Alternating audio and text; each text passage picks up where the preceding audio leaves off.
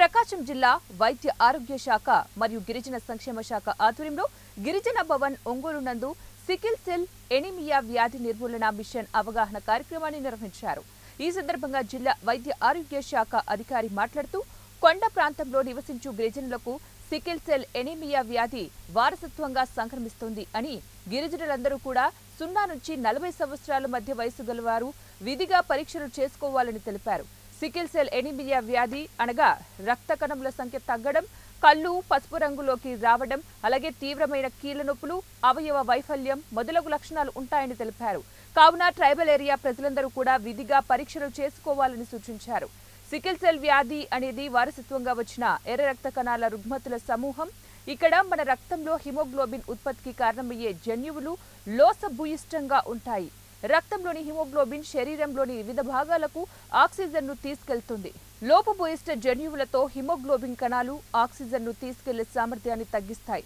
చాలా సంవత్సరాలుగా తగినంత మొత్తంలో ఆక్సిజన్ లేకపోవడం శరీరంలోని ఏ భాగంలోనైనా కణజాలం మరియు అవయవ నష్టానికి దారితీస్తుంది.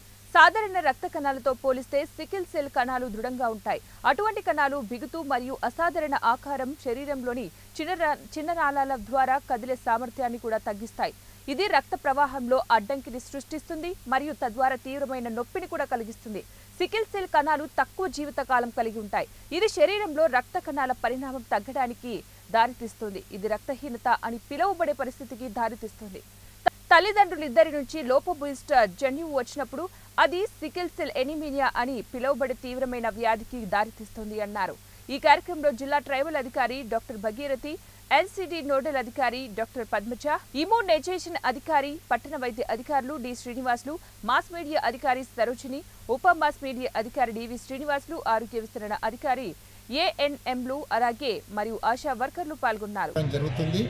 దీని పేరే సికిల్ సెల్ అనీమియా, అంటే రక్తహీనత. కాబట్టి రక్తహీనత తగ్గించడానికి వీళ్ళకు రక్త దానం అంటే బ్లడ్ ట్రాన్స్ఫ్యూషన్స్ చేయాల్సి ఉంటుంది.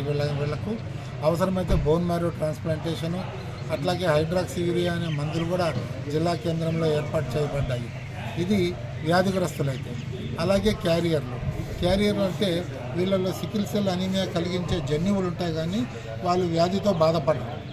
వాళ్ళకి ఎటువంటి ట్రీట్మెంటు అవసరం లేదు. కాకపోతే ఈ క్యారియర్ దశలో ఉండేవాళ్ళు వేరే క్యారియర్ దశలో ఉన్న వాళ్ళను పెళ్లి చేసుకుంటే వాళ్ళకు పుట్టే బిడ్డలందరికీ సికిల్ సెల్ అనీమియా వచ్చే ప్రమాదం ఉంది. కాబట్టి మేము ఇంతవరకు కనుక్కున్న 150 మంది క్యారియర్లకు మేమందరికీ కౌన్సిలింగ్ చేశాం. అయ్యా, మీరు క్యారియర్ స్టేజ్లో ఉన్నారు, మీకు సికిల్ సెల్ అనీమియా జబ్బు అనేది లేదు, ఆ వ్యాధి లక్షణాలు ఉండవు, వాటి వలన మీకేం ప్రాబ్లం ఉండదు. కానీ మీరు పెళ్లి చేసుకోబోయే భాగస్వామి క్యారియర్ స్టేజ్లో ఉన్నారా లేదా తెలుసుకొని క్యారియర్ స్టేజ్లో ఉంటే దయచేసి పెళ్లి చేసుకోకండి వాళ్ళని. ఎందుకంటే పుట్టే పిల్లలందరికీ సికిల్ సెల్ అనీమియా వస్తుంది. సికిల్ సెల్ అనీమియా అనే దానికి ఇది జన్యుపరమైన వ్యాధి కాబట్టి పూర్తి చికిత్స లేదు, దీనిని పోగొట్టే మార్గం లేదు. సో ఈ విధంగా కౌన్సిలింగ్ ఇచ్చాం. ఇక రెండవ దశకు వచ్చే లోపల జిల్లాలో దాదాపు 1,05,000 మంది ట్రైబల్ పాపులేషన్ ఉన్నారు. వాళ్ళల్లో ఆల్రెడీ 17,000 మందికి మేము స్క్రీనింగ్ చేయడం జరిగింది. మిగతా జనాభాని ఈ రెండవ దశలో ప్రతి ఒక్క ప్రాథమిక ఆరోగ్య కేంద్రంలోనూ పరీక్షలు, ఈ కిట్స్ అనేటివి, మెరీ స్క్రీన్ కిట్స్ అనేటివి అవైలబుల్